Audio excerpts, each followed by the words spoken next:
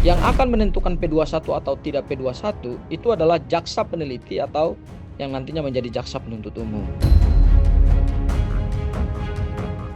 Kita yakin dan pasti 1000% P21 itu akan diterbitkan. Seharusnya dari kubu Pak Jokowi tidak perlu memberikan statement-statement yang di luar kewenangannya gitu.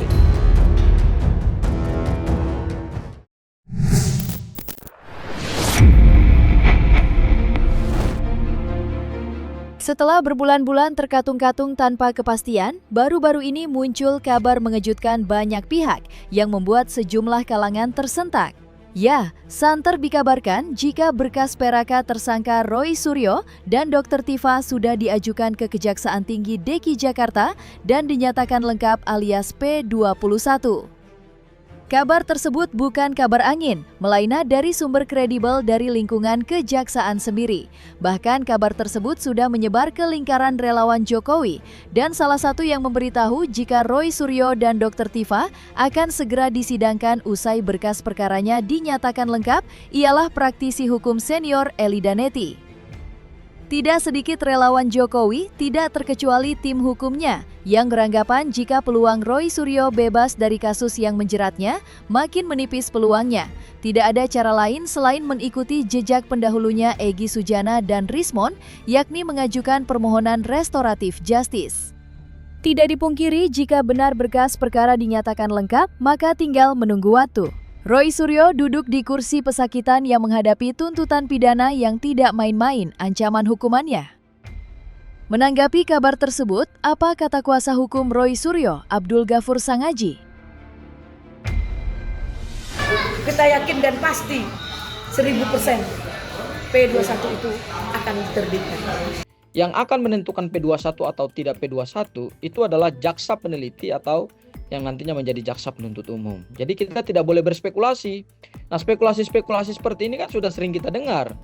Ya, bahkan pada saat pengiriman berkas pertama kali seingat saya tanggal 13 Januari, kemudian dikembalikan itu sekitar tanggal 26 ya, Januari 2026 juga. Itu pada saat itu para relawan Pak Jokowi mengatakan wah ini berkas perkara akan segera P21 gitu. Itu saya kira adalah spekulasi-spekulasi yang pada akhirnya membingungkan publik dan tidak mendidik publik gitu. Jadi saya mengajak kita untuk tidak boleh memberikan satu statement di luar yang menjadi kewenangan kita. Kita meyakini P21 itu akan terbit dalam waktu singkat ya. Insya Allah minggu ini atau beberapa hari lagi, insya Allah P21 akan terbit. Karena di mana kita melihat antara analisa hukum pihak kepolisian Polda Metro Jaya dengan JPU itu udah satu frame. Untuk P21 sendiri kan memang sampai hari ini belum pernah kita dapatkan kepastian ya. Dan yang punya kewenangan untuk menentukan perkara P21, P19 atau P20. P20 itu pengembalian berkas perkara kepada penyidik ketika telah melampaui batas waktu yang ditentukan oleh undang-undang. Itu lagi-lagi adalah kewenangan jaksa peneliti, yang mana jaksa itu dibentuk berdasarkan P16. P16 itu adalah kode surat dari Kajati atau Kajari, yaitu penunjukan jaksa peneliti berkas yang nantinya akan menjadi jaksa penuntut umum setelah mereka menerima SPDP. Jadi kita nggak bisa berspekulasi gitu Mbak. Ini akan P21 dalam minggu ini akan P21 besok, ini akan P21 lusa gitu ya. Kita tidak punya kewenangan apapun. Pelapor, jangankan pelapor, jangankan juga relawan Pak Jokowi, Polda Metro Jaya sendiri saja tidak punya kewenangan untuk menentukan berkas perkara ini P21 gitu. Kenapa lama? Karena pihak polisi tentu melakukan saintifik secara yang punya sertifikasi. Alih-alih gentar mendapat informasi jika berkas perkara Roy Suryo akan segera diterbitkan kejaksaan, Abdul Ghafur Sangaji justru menuding ada upaya pembajakan hukum terhadap kasus dugaan fitnah dan pencemaran nama baik yang dilaporkan Jokowi terhadap Roy Suryo dan Dr. Tifa yang kini sudah menjadi tersangka. Dan jika berkas Roy Suryo benar-benar P21 dan kasus yang menjeratnya segera disidangkan, maka tudingan adanya pembajakan hukum yang disampaikan Abdul Ghafur mengutip pernyataan mantan Wakil Kapolri Ogroseno benar adanya. Tudingan adanya pembajakan hukum bukan tudingan kosong, melainkan dengan sederet fakta yang terjadi dalam kasus tudingan ijazah palsu Jokowi. Lantas, hal apa saja yang membuat Abdul Ghafur Sangaji percaya jika kasus yang dihadapi Roy Suryo CS syarat dengan pembajakan hukum? Ya, menurut saya berarti apa yang menjadi pemikiran dari Pak Ogroseno bahwa ketika ada anasir-anasir di luar aparat penegak hukum memberikan statement bahwa ini akan P21, berarti ya mengkonfirmasi bahwa ada satu proses yang kita sebut sebagai pembajakan hukum gitu loh oleh orang-orang yang tidak bertanggung jawab gitu, dan orang-orang itu kan bukan APH, aparat penegak hukum gitu ya. Itu yang seharusnya mereka tidak boleh lakukan itu gitu. Kami selama ini terhadap proses yang di Polda Metro Jaya, termasuk juga pengiriman berkas perkara ke jaksa penuntut umum, ya kami wait and see dalam arti ya kami tidak mengganggu proses tersebut, meskipun kami pernah bertemu dengan kejaksaan, yaitu Kejaksaan Tinggi DKI dan kemudian Kejaksaan Agung. Itu bukan dalam konteks kami mengintervensi dan kami tidak mendahului gitu mereka, tetapi hanya istilahnya kami berkonsultasi biasa, dan itu tidak dilarang oleh KUHAP, itu dibolehkan. Seharusnya dari kubu Pak Jokowi tidak perlu memberikan statement-statement yang di luar kewenangannya gitu. Saya kira kalau kubu sebelah selalu mengatakan bahwa ini akan P21, kemudian memberikan sinyalmen bahwa arah hukumnya akan seperti ini, arah hukumnya seperti ini, berarti apa yang dikatakan oleh Pak Ogroseno sebagai adanya indikasi pembajakan hukum dalam negara hukum seperti kita, negara demokrasi seperti kita, memang sesuatu tidak pada akhirnya tidak bisa terhindarkan. Meski sudah mengantongi informasi mengenai berkas perkara Roy Suryo dan Dr. Tifa akan naik P21, Abdul Ghafur Sangaji bersama tim hukum lainnya tidak kendur berjuang meminta keadilan agar kasus dugaan fitnah dan pencemaran nama baik yang dilaporkan Jokowi yang kini menyeret kliennya untuk dihentikan. Bagi Abdul Ghafur, kasus yang dilaporkan Jokowi sudah setahun dan sementara kliennya butuh kepastian hukum. Dan dengan simpang siurnya, kabar berkas perkara yang sampai dengan hari ini tidak jelas statusnya, apakah sudah dilimpahkan atau masih di atas meja penyidik Polda Metro Jaya, Abdul Ghafur berkesimpulan jika penetapan Roy Suryo sedari awal terkesan dipaksakan. Apakah memang bukti-buktinya tidak cukup kuat? Apakah jangan-jangan ini bukan perkara tindak pidana sesungguhnya karena ijazah Pak Jokowi tidak pernah dibuktikan terlebih dahulu sebelum kita masuk kepada penersangkaan dugaan tindak pidana pencemaran nama baik dan fitnah, sementara ijazahnya tidak pernah mendapatkan kepastian hukum. Jangan-jangan memang bisa arahnya ke sana gitu. Arahnya adalah ini bukan tindak pidana karena ijazah Pak Joko Widodo tidak pernah diputuskan oleh pengadilan dengan putusan yang berkekuatan hukum tetap, mendapatkan kepastian hukum. Atau juga jangan-jangan memang bukti yang ada di Polda Metro Jaya yang hari ini dilempahkan berkasnya kepada jaksa peneliti, itu dari 120 saksi yang katanya diperiksa, saya kira itu juga bisa lebih ya. Kemudian ada sekitar 700 lebih barang bukti.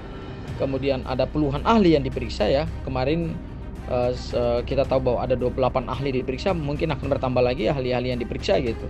Kalau memang pada akhirnya itu tidak cukup bukti untuk membawa perkara ini kepada tahap penuntutan demi hukum, maka demi hukum berdasarkan pasal 109 KUHAP yang lama ya, maka perkara ini harus dihentikan karena tidak cukup bukti atau juga bukan karena tindak pidana ya. Jadi penghentian ini bukan karena kami meminta melalui jalur SP3, tidak, tetapi itu betul adalah murni pertimbangan hukum ya.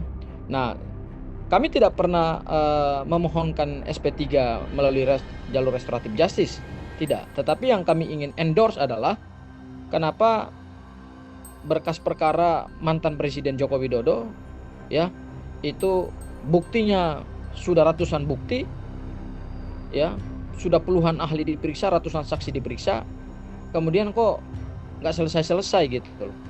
Ini sinyalmen bahwa bukti-bukti yang ada di Polda Metro Jaya itu sangat tidak confirm, sangat tidak kuat, sangat lemah, dan penetapan tersangka ini kami lihat bahwa memang sejak dari awal sudah terlalu dipaksakan gitu ya. Penetapan tersangka yang kami sebut ini penetapan yang sangat-sangat prematur.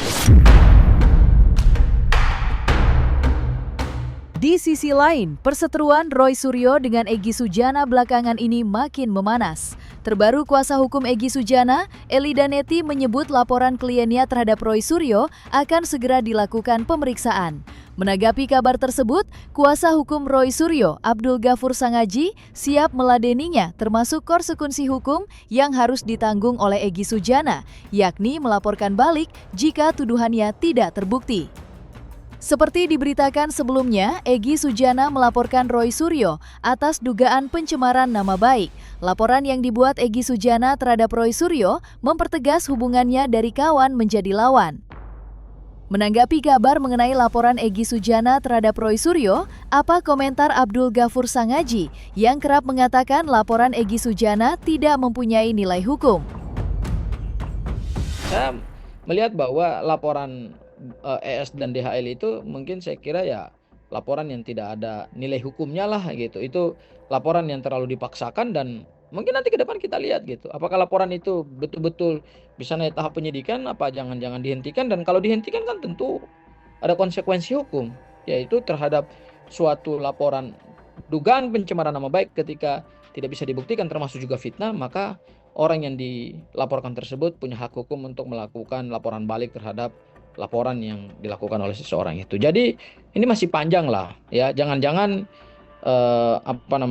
Mas Roy dan kemudian Bang Kozi bisa melakukan upaya hukum balik gitu terhadap ES dan DHL ketika laporan mereka tidak bisa kemudian dikualifikasi sebagai delik pencemaran nama baik dan fitnah. Karena menurut saya peristiwa hukumnya ini bukan peristiwa hukum pencemaran nama baik dan fitnah. Masa orang mengkritik proses penegakan hukum ini menggunakan KUHP Solo, ini menggunakan KUHP Solo, masa itu adalah pencemaran nama baik? Itu kan satu check and balance terhadap proses penegakan hukum, dan itulah ciri daripada negara demokrasi dan negara hukum gitu. Ya, kalau tentang laporan Pak Egy Sujana tentang penghinaan dan pencemaran nama baik Pak Egy Sujana, itu untuk Roy Suryo hari Selasa surat panggilannya ya tanggal 13, untuk Kozinudin itu tanggal 19, dan juga untuk Mary Lampung tanggal 25. Itu pencemaran nama baik terhadap Bang Egy, DHL, dan Eli Daneti. Mungkin itu yang disorakkan Cair dan Termo kemarin. Nah, kita bersyukur karena di atas langit ada langit. Sementara itu, laporan terhadap Rismon atas dugaan penipuan dan penggelapan buku yang ditulis Rismon Sianipar, Gibran Endgame, hari ini akan menjalani pemeriksaan dalam kapasitasnya sebagai pelapor. Dan yang mengejutkan, laporan polisi terhadap Rismon tidak hanya satu, tetapi 3 laporan polisi.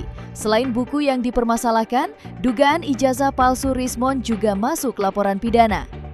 Sebelumnya, Ketua Harian YouTuber Nusantara yang didukung Jokowi Mania melaporkan Rismon ke Polda Metro Jaya atas dugaan ijazah palsu. Dan sampai kini laporan tersebut masih bergulir di Polda Metro Jaya. Menanggapi banyak laporan terhadap Rismon, apa kata pihak Roy Suryo? Iya, hari Senin tanggal 11 Mei 2026 itu pelapor atas nama Bang Irwan akan diperiksa di Polda Metro Jaya sebagai pelapor di pemeriksaan perdana, dan ternyata laporan terhadap Rismon Hasyolan Sianipar dalam dugaan tindak pidana penipuan penggelapan dalam buku Gibran Endgame itu hari Senin tanggal 11 Mei 2026 itu sudah berjalan gitu ya.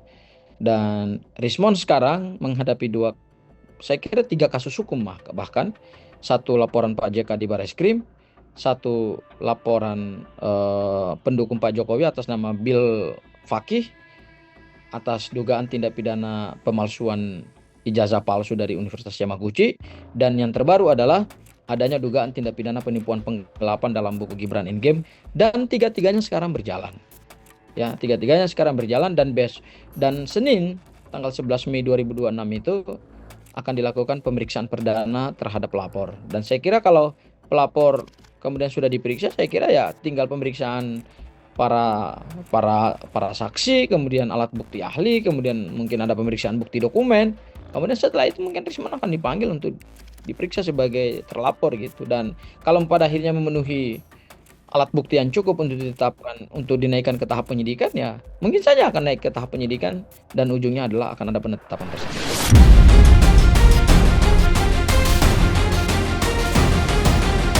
Nah, selesai sudah Cumi Lovers. Saksikan terus Cumi Camp In-Depth, kabar lengkap, mendalam, dan akurat dari narasumber terpercaya. Dan jangan lupa untuk like, subscribe, dan juga share channel YouTube Cumi Cumi.